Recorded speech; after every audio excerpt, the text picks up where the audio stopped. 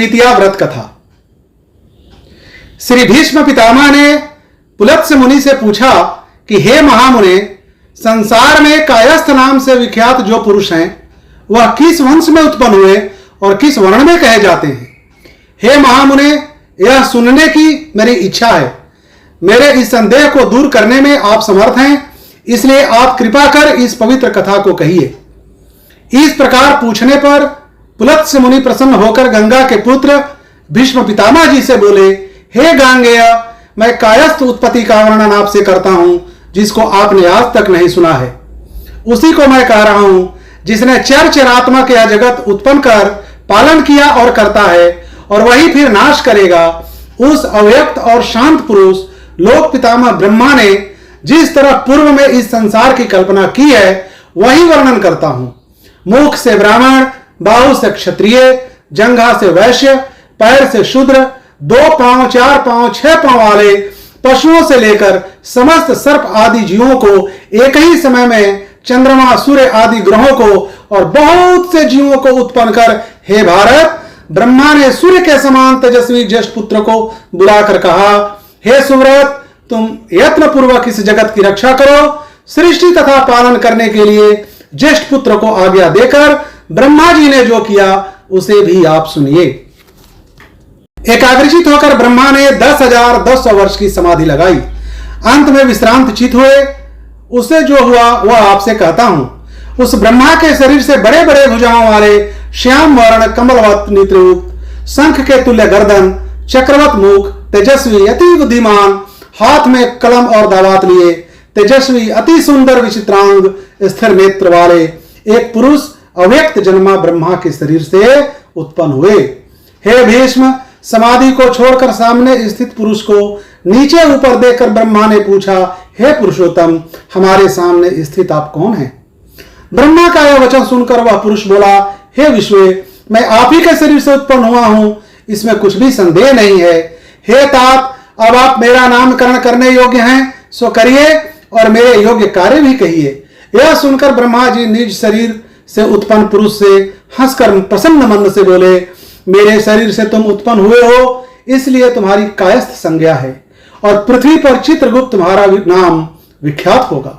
हे वत्स, धर्मराज की यमपुरी में धर्माधर्म विचार के लिए तुम्हारा निश्चित निवास होगा।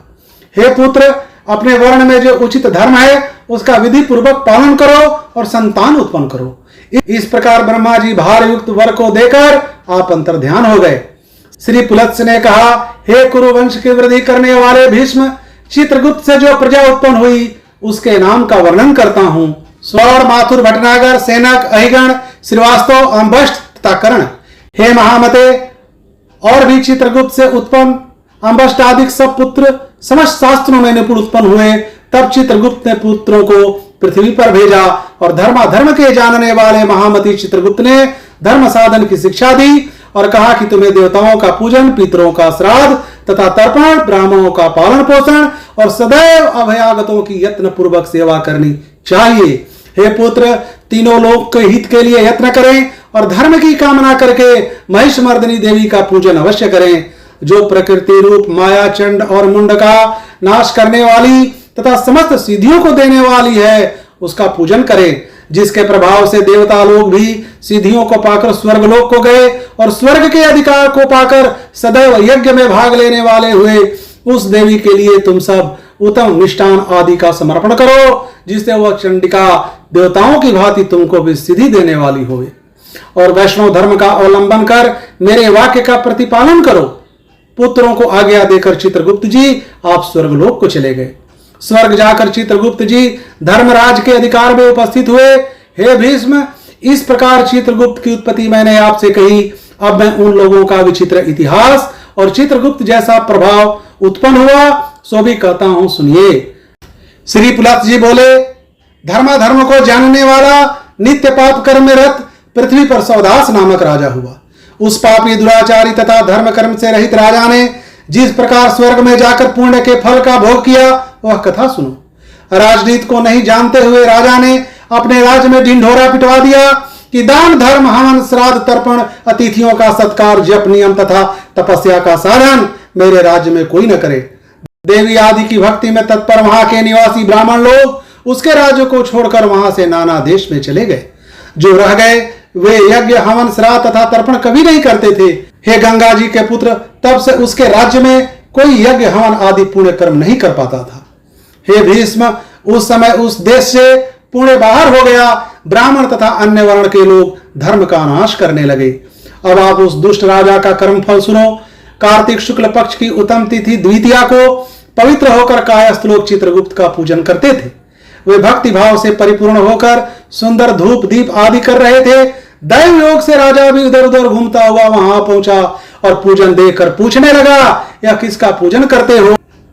वे लोग बोले कि राजन, हम लोग चित्रगुप्त की अष्ट पूजा करते हैं। यह सुनकर राजा ने कहा, मैं भी चित्रगुप्त की पूजा करूंगा। और यह कह करके विधि पूर्वक स्नान कर मन से चित्रगुप्त की पूजा की। उस भक्ति युक्त पूजा के करने से उसी क्षण वह पाप रहित होकर राजा सौदास स्वर्ग लोक को चला गया।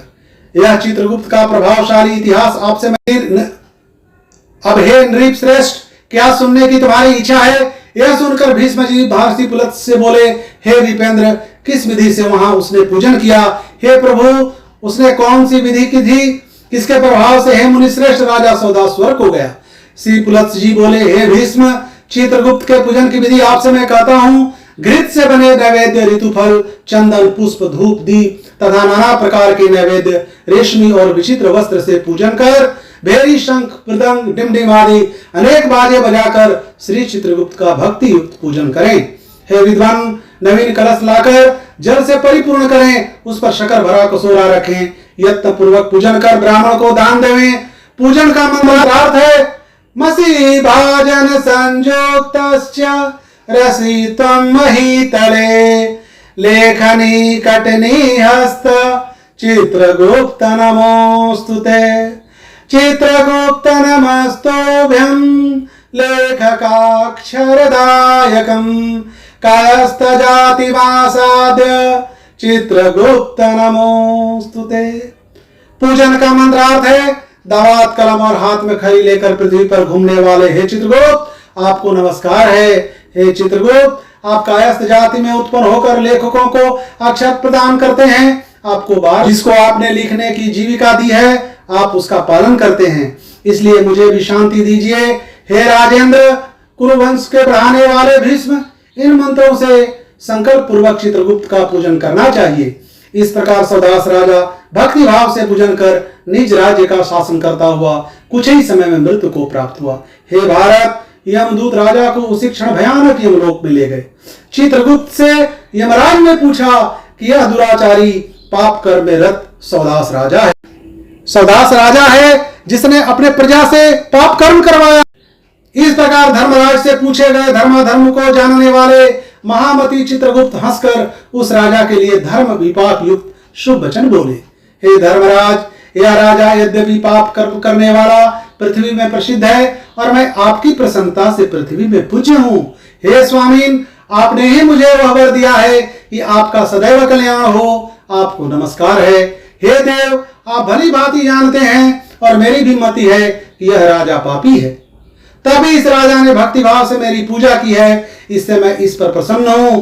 हे इष्ट देव, इस कारण यह राजा वैकुंठ लोक को जाए।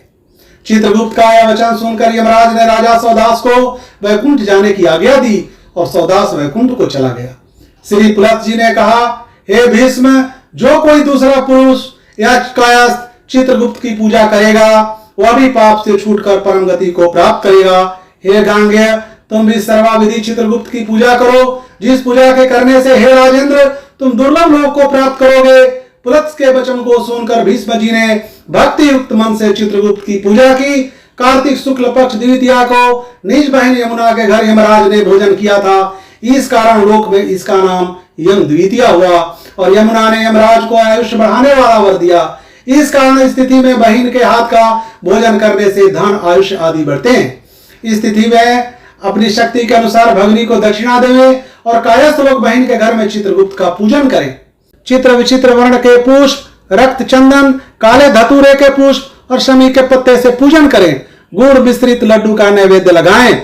पूजन मंत्र यह है कि भोग और भोग, किया हुआ अथवा न किया हुआ, जो प्रलय है उस समय सुख देने वाले हे चित्रगुप्त, आपको नमस्कार है। समुद्र मंथन के समय लक्ष्मी के साथ उत्पन्न होने वाले हे चित्रगुप्त, हे महाबाहो, मेरी आयु को बढ़ाओ। इस प्रकार पूजन करने से प्रसन्न होकर चित्रगुप्त ने भीष्म को वर दिया, हे महाबाहो, मेरे प्रसाद से तुम्हारी मृत्यु न होगी। जिस समय तुम मृत्यु का स्मरण करोगे उसी समय तुम्हारी मृत्यु होगी। यह वर देकर चित्रगुप्त स्वर्ग को चले गए। जो बुद्धिमान पुरुष इस विधि से चित्रगुप्त की पूजा करेंगे उनका फल सुनो। वे इस लोक में अनेक प्रकार के बड़े बड़े सुख भोग कर अविनाशी विष्णु लोक को जाएंगे। चित्रगुप्त जी की दिव्य कथा को जो श्रेष्ठ मनुष्य भक्ति युक्त मन लगाकर सुनेंगे वे पुरुष समस्त व्याधियों से छूटकर दीर्घायु होंगे और मरने पर जहां तपस्वी लोग जाते हैं ऐसे विष्णु लोक को जाएंगे। इनमें कुछ भी संदेह नहीं है। इति चित्रगुप्त द्वितीया कथा समाप्त। बोलिए प्रेम से श्री चित्रगुप्त भगवान की जय। चित्रगुप्त महाराज की जय।